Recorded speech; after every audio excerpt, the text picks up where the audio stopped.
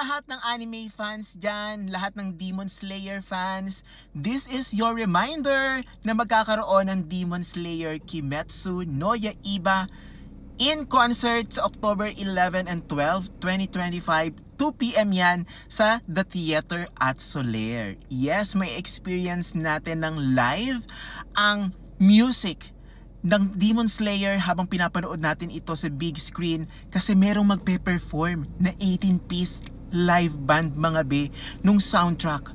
Yes, habang pinapanood sa big screen ang Demon Slayer. That's very, very, very, very bongga. Diba?